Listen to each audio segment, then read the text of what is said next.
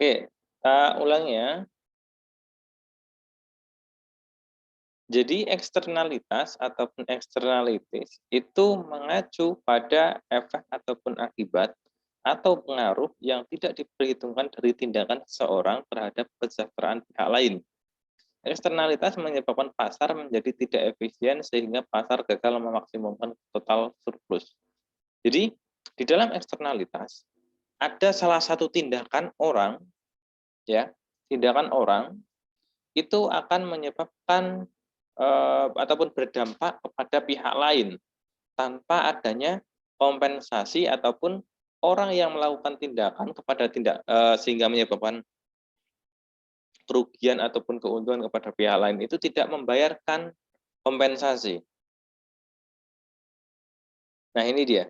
Eksternalitas muncul ketika seseorang terlibat dalam suatu kegiatan yang mempengaruhi kesejahteraan atau kondisi pihak lain, di mana tidak ada pihak manapun yang membayar atau menerima kompensasi dari efek tersebut. Ada dua bentuk eksternalitas. Yang pertama adalah eksternalitas positif, dan yang kedua adalah eksternalitas negatif. Kalau eksternalitas negatif itu ketika pengaruh yang muncul tidak menguntungkan pihak lain atau salah satu kegiatan yang dilakukan oleh salah satu pihak itu menyebabkan kerugian kepada pihak lain. Begitu pula sebaliknya. Kalau yang eksternalitas positif berarti tindakan yang dilakukan oleh seseorang itu menyebabkan ataupun dapat memberikan keuntungan kepada pihak lain. Untuk memahami ini, kita lihat contohnya. Nah, eksternalitas negatif, contohnya adalah asap kendaraan bermotor. Ya. Jadi, katakanlah Mas Yusril Anwar, lagi kayak Mas Boy itu, motor-motoran, ngabuburit, dan pakai Honda Astrea. Ya. Honda Astrea, bener ya? Pakai motor Astrea gitu ya? Pakai motor Astrea dan knalpotnya itu ngebul kayak gitu. Nah, di belakangnya ada Mbak Hana, Mbak Raihana. Nah, itu dia kena asap motornya, sehingga menyebabkan polusi. Nah, tindakan yang dilakukan oleh Mas Yusril itu merupakan eksternalitas yang bersifat negatif. Karena Mas Yusril tidak memberikan kompensasi ataupun ganti rugi kepada Mbak Hana karena udah merusak make up-nya. Tuh. Itu contoh yang pertama. Kemudian yang kedua, asap rokok. Asap rokok juga bisa menjadi eksternalitas negatif. Ketika misalkan Mbak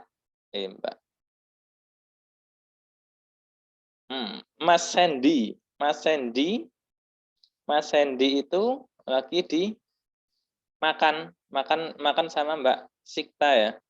Mas Sandy lagi makan sama Mbak Sikta. Kemudian karena Mas Sandy itu udah terbiasa kalau makan itu setelah makan sambil harus ngerokok gitu. Pokoknya rokok itu pelengkap gitu lah. Kalau nggak ngerokok itu kayak ada yang kurang. Sedangkan di sampingnya Mbak Sikta itu nggak suka dengan bau rokok gitu. Nah, itu merupakan eksternalitas negatif. Kemudian kerebutan dari binatang peliharaan juga bisa merupakan sebuah contoh dari eksternalitas negatif. Contohnya misalkan Mbak Caca lagi sakit gigi, kemudian ada binatang ataupun kucing yang sedang kerah gitu kan, itu mengganggu ya, itu kan mengganggu dan membuat tambah pusing gitu. Oke, sampai sini ada pertanyaan untuk eksternalitas negatif, contohnya? Belum, Pak. Oke, kalau belum, boleh saya minta contoh lain dari Mas dan Mbak semua. Mbak siapa ya? Mbak Afidah. Mbak Afidah ada, Mbak? Ada. Oke, Mbak. Contoh eksternalitas negatif apa, Mbak?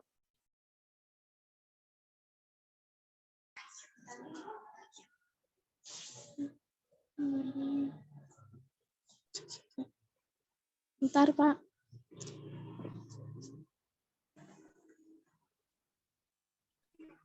Lama nggak, Mbak?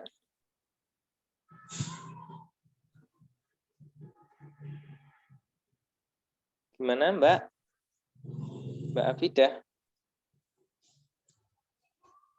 Oke, tolong dibantu Mbak Yuni Irawati.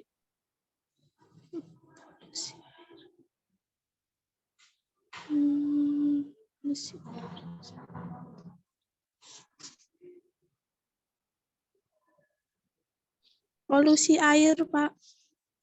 Polusi air, oke. Contohnya misalkan, siapa tadi yang Tumpahan bilang? minyak.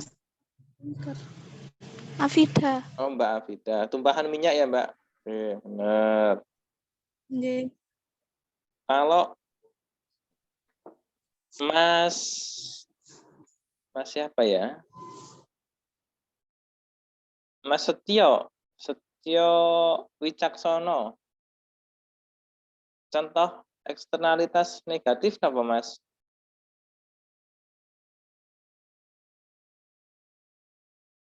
Ada nggak tuh? Oke, ada. Kalau knalpot motor itu Pak, Ya, gimana Pak? knalpot tadi. Oh, knalpot yang bising gitu ya? Bising. Oh, knalpot door kayak gitu. Oke, benar juga. Oke, saya rasa kalian udah paham ya. Eksternalitas negatif intinya adalah tindakan seseorang dapat merugikan orang lain tanpa adanya kompensasi, tanpa adanya ganti rugi dari orang tersebut. Kemudian selanjutnya adalah eksternalitas yang positif. Contoh yang pertama adalah imunisasi. Imunisasi dikatakan sebagai eksternalitas yang positif, di mana imunisasi itu kan gratis ya. Imunisasi gratis dan itu memberikan dampak yang baik kepada masyarakat. Kemudian restorasi bangunan bersejarah. Oke, contoh gampangnya adalah museum yang direnovasi sehingga memberikan kesan yang baik ketika kita melihatnya. Atau juga taman juga bisa.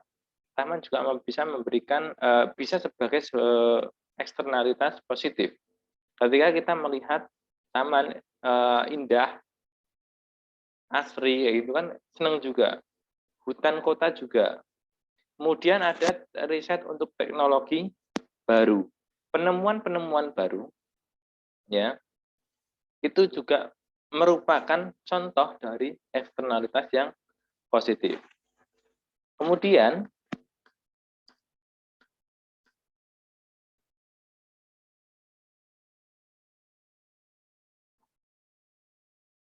ini contoh untuk kasus produksi aluminium. Jumlah yang diproduksi dan dikonsumsi pada keseimbangan pasar adalah efisien, memaksimumkan total surplus dari produsen dan konsumen. Jika pabrik aluminium menghasilkan polusi itu kan merupakan eksternalitas negatif, maka biaya atau akibat yang dirasakan oleh masyarakat lebih besar daripada biaya produksi yang dikeluarkan oleh produsen.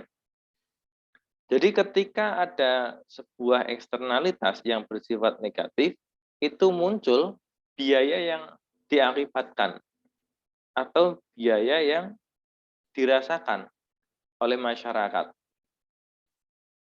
Nah, ini untuk setiap unit aluminium yang diproduksi, biaya sosial yang muncul meliputi biaya pribadi yang ditanggung oleh produsen plus biaya yang ditanggung oleh masyarakat akibat pengaruh negatif dari polusi. Jadi ada biaya tambahan, yaitu adalah biaya sosial. Biaya yang muncul akibat adanya polusi ataupun eksternalitas negatif.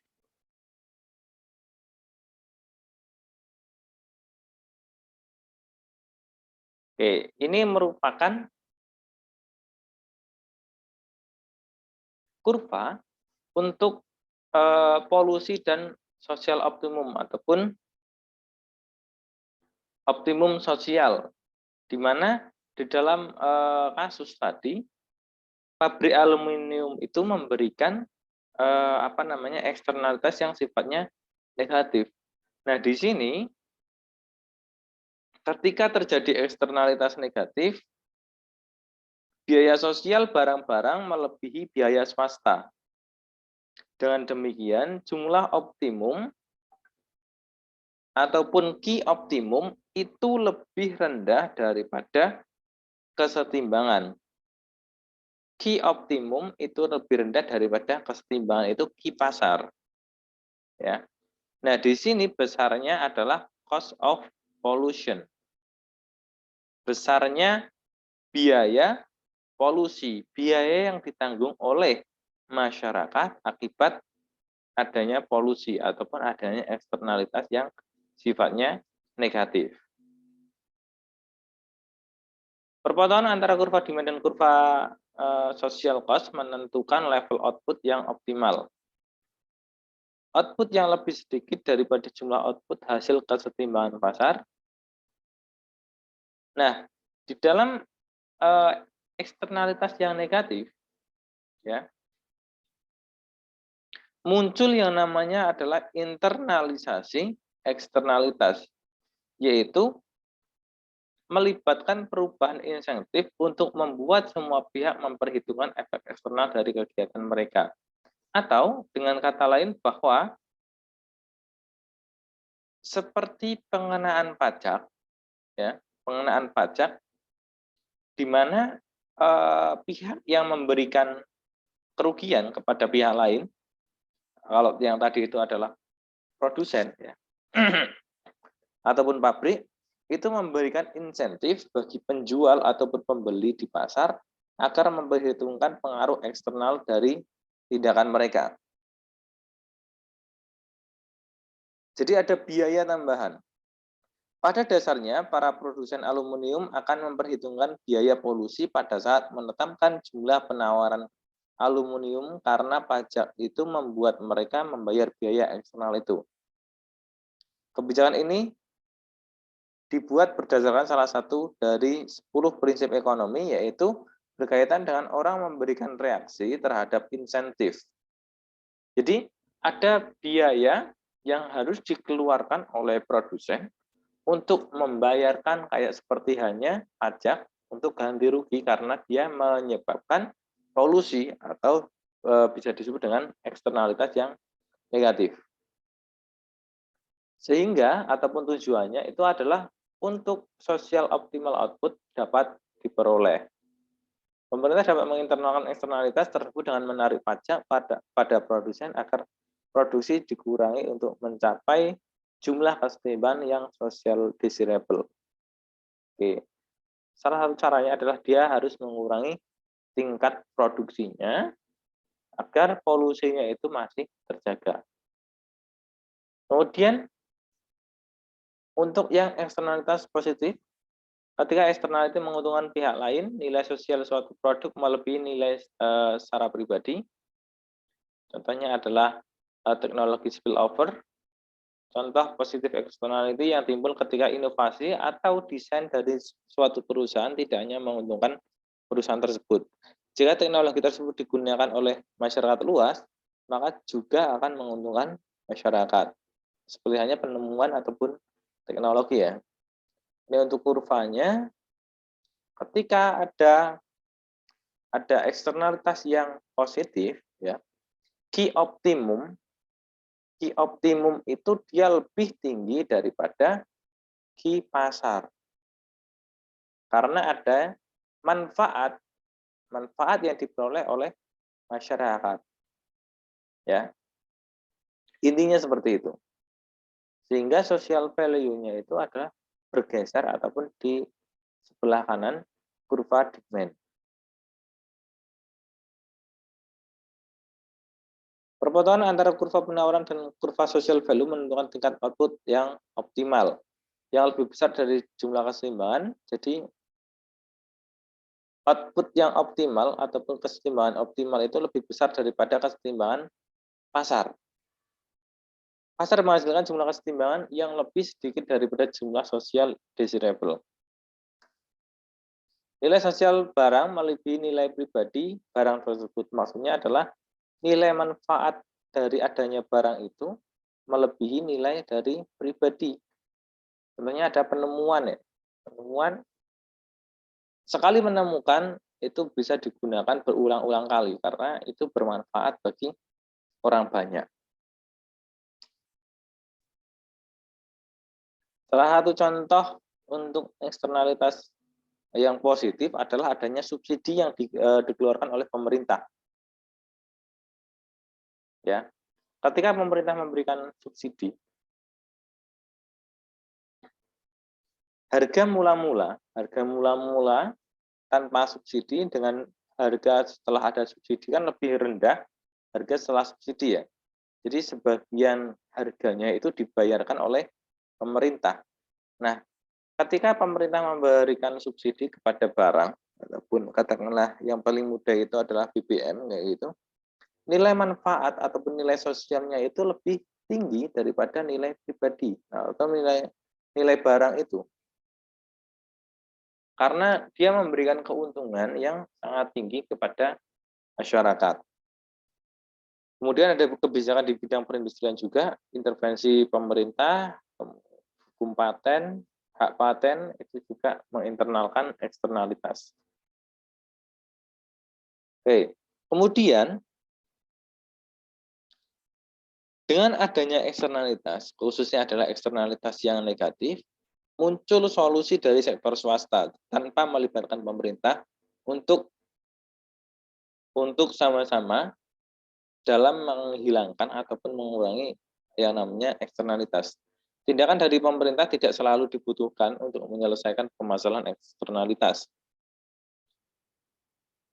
Nah, solusinya adalah yang pertama kode etik moral dan sanksi sosial.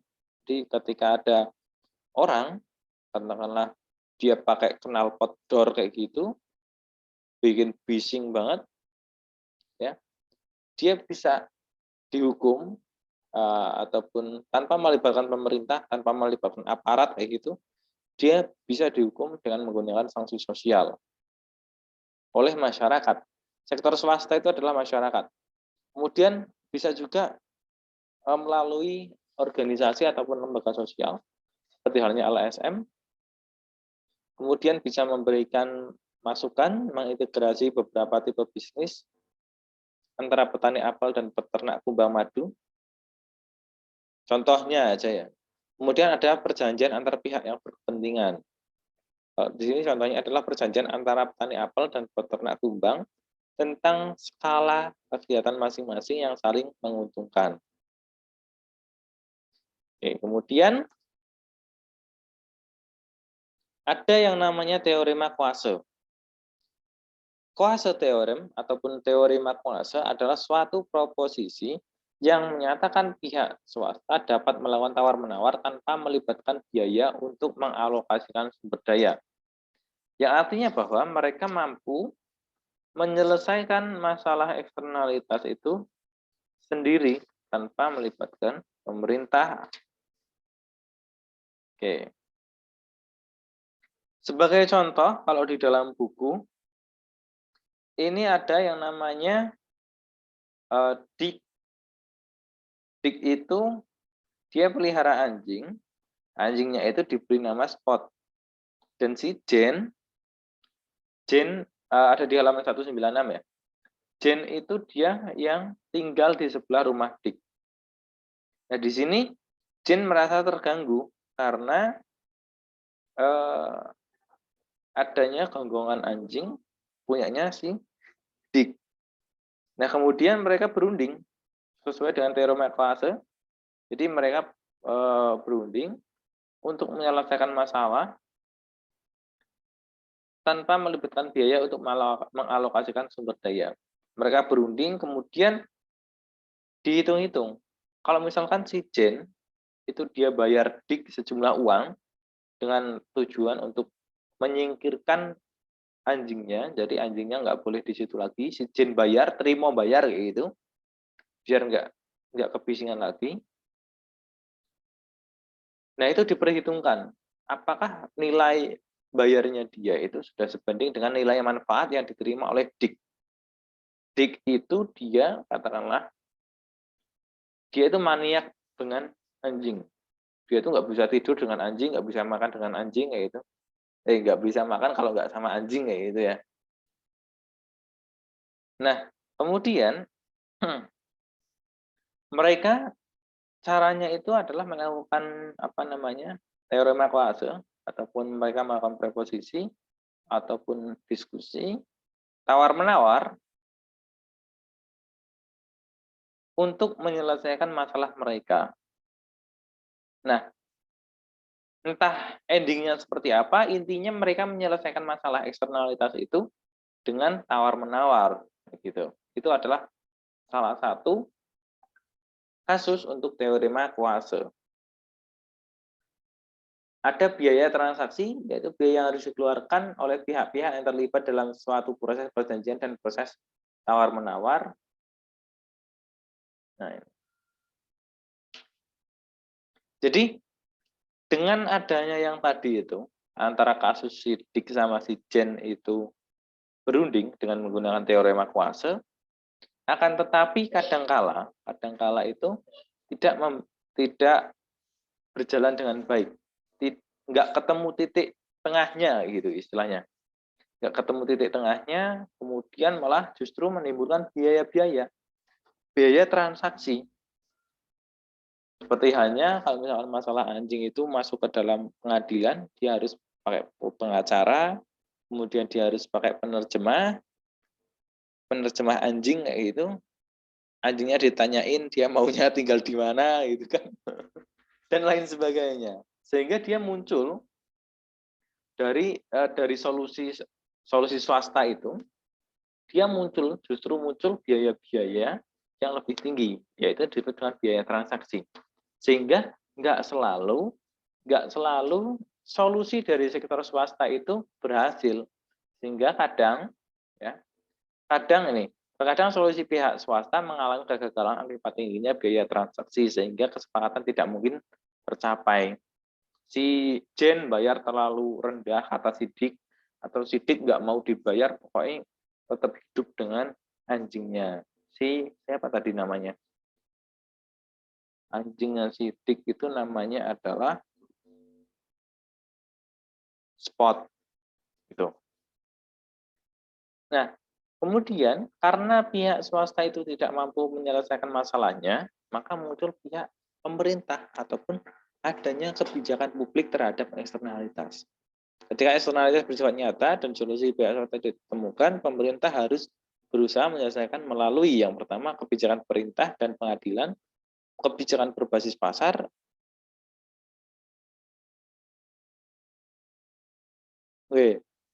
ada dua berarti, kebijakan perintah dan pengadilan dan kebijakan berbasis pasar. Nanti penjelasannya ada di slide selanjutnya. Yang pertama, kebijakan perintah dan pengadilan umumnya berbentuk peraturan yang biasanya itu seperti hanya peraturan-peraturan yang tertulis maupun tidak tertulis, kayak gitu. Dan itu merupakan kebijakan publik. Jadi nggak hanya pemerintah pusat, pemerintah desa pun juga boleh.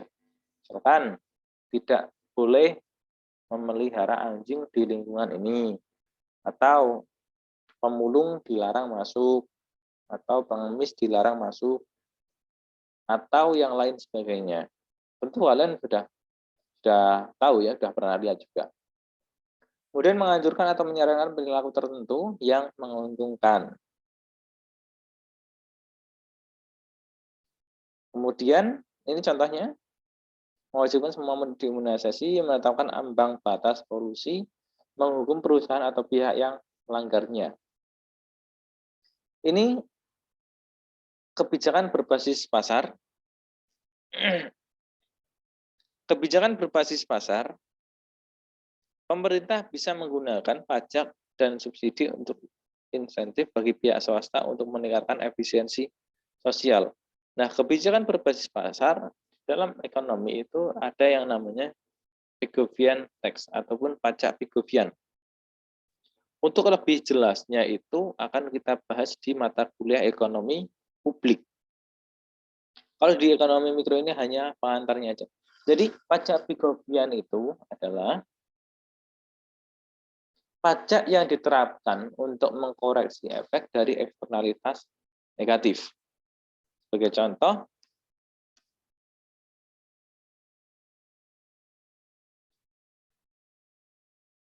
peraturan dan pajak Pigovian ingin dilakukan pengurangan level polusi dapat dilakukan dengan dua cara. Yang pertama, menetapkan aturan batas maksimum polusi pada perusahaan-perusahaan. Ini merupakan contoh kebijakan publik dalam bentuk peraturan. Kemudian kalau pajak Pigovian, dia itu menarik pajak dalam jumlah tertentu untuk setiap buangan penyebab polusi yang dihasilkan satu perusahaan. Jadi dia menetapkan pajak untuk setiap polusi yang dikeluarkan. Kemudian kebijakan berbasis pasar, polusi yang dapat diperdagangkan memungkinkan transfer hak ataupun izin untuk menghasilkan polusi dari satu perusahaan ke perusahaan yang lain secara sukarela.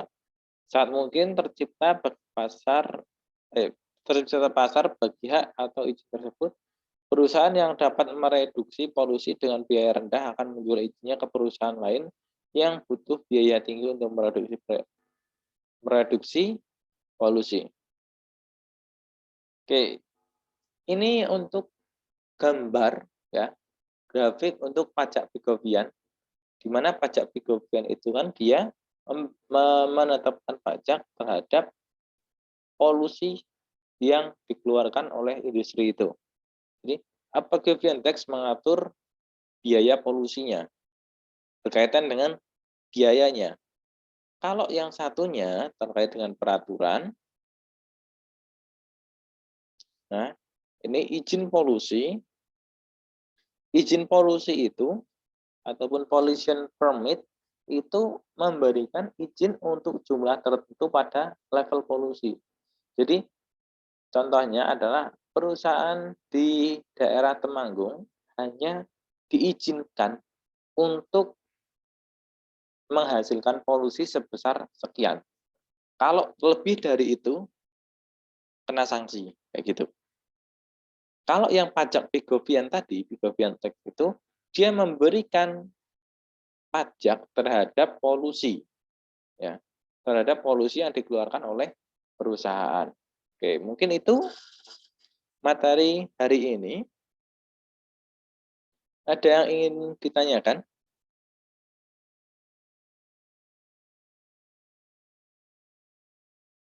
Oke, Mas Yusril.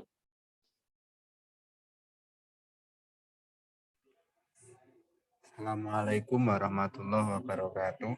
Waalaikumsalam warahmatullahi wabarakatuh.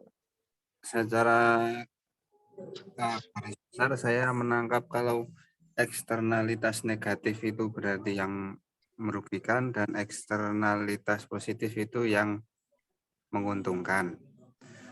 Kemudian deskripsi masalah saya adalah bagaimana jika itu ternyata di sisi lain menguntungkan dan di sisi lain merugikan. Semisal di Land of Dawn, Nana memelihara Molina. Nana memelihara Molina yang atau skill 2-nya Nana itu ya. Dan Molina ini sangat merugikan tim merah karena kemana-mana mengejar, memberikan stun dan slow selama 0,5 detik. Tapi di sisi lain si Molina ini menguntungkan bagi tim biru. Nah itu pertanyaan saya apakah negatif atau positifnya eksternalitas itu ada sisi pandang atau hanya secara umum gitu. Kalau secara umum kan berarti kalau itu secara umum orang mengatakan mengganggu ya berarti negatif, kalau secara umum itu menguntungkan berarti positif. Seperti itu, Pak. Terima kasih. Salam dari Zilong. Oke, Mas, terima kasih. Oke, pertanyaan yang bagus berkaitan dengan eksternalitas, ya. Kadang memang, ya, kita kasih contoh aja untuk eksternalitas kayak tadi yang disebutkan oleh Mas siapa ya, saya lupa. Mas Setia Wicaksono kalau nggak salah, tentang knalpot yang bising kayak gitu. Ya. Di sisi lain, ya di satu sisi, knalpot yang bising itu mungkin bagi pengendara itu merupakan sebuah bentuk kayak kemacuan kayak gitu. Pokoknya kelihatan keren kalau knalpotnya itu bising, suaranya kencang, keras kayak gitu kan, itu kayak keren banget. Teman-teman sesirkel dia bangga. Ya, di sisi lain dengan suara tersebut tadi Mbak siapa ya? Mbak Sri Dian katakan. Mbak Sri Dian Ayuningsih itu nggak suka banget. Artinya dia merasa terganggu dengan knalpot yang bising. Seperti halnya tadi Molinanya punya si Nana itu dia bisa mengganggu lawan ya. Ya kan? Apalagi kalau Molina terus kena ulti gitu ya Mas ya. Ya kan. Apalagi Molinanya kena Zilong gagal ulti gitu kan. Oke. Nah, itu benar merupakan sebuah eksternalitas negatif ya. Negatif. Jadi eksternalitas itu bisa memang dari dua sudut pandang. Jadi seperti hanya hak asasi manusia ya. Kita punya kayak gini, kita berhak bikin suara yang bising banget. Akan tapi hak kita itu kan dibatasi dengan hak orang lain. Suara yang kita hasilkan ini bisa merugikan orang lain. Itu merupakan sebuah eksternalitas. Jadi ya memang benar. Kadang ada yang merasa diuntungkan, kadang ada yang merasa dirugikan. Nah, jawabannya adalah secara umum, ya, secara umum kalau itu memang merugikan berarti eksternalitas negatif. Kalau secara khusus, katakanlah ada pihak yang diuntungkan, itu mungkin eksternalitas positif bagi dia. Akan tetapi proporsinya bagaimana? Kalau yang dirugikan itu lebih banyak daripada yang diuntungkan, maka itu eksternalitas negatif jelas. Begitu pula sebaliknya, kalau yang diuntungkan lebih banyak daripada yang dirugikan, itu eksternalitas positif. Gitu, Mas. Oke, ada lagi? Molinanya?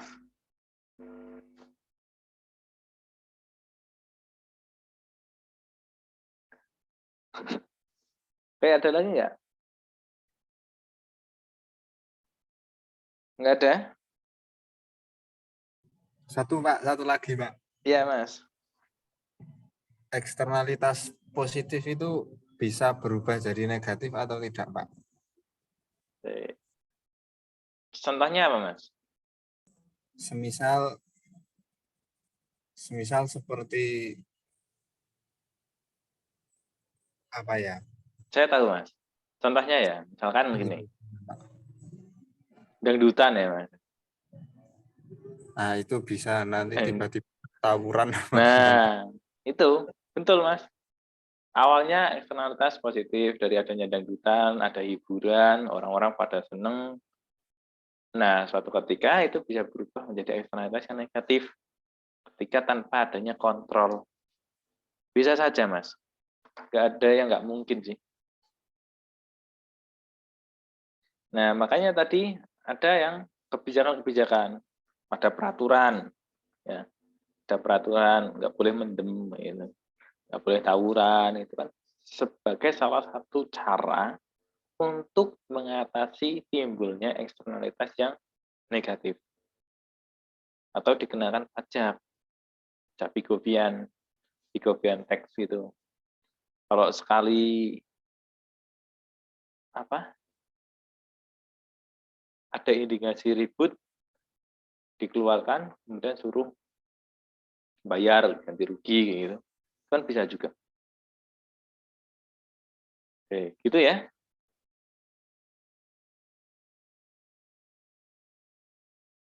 Oke, kemudian kita screenshot dulu untuk kehadiran hari ini.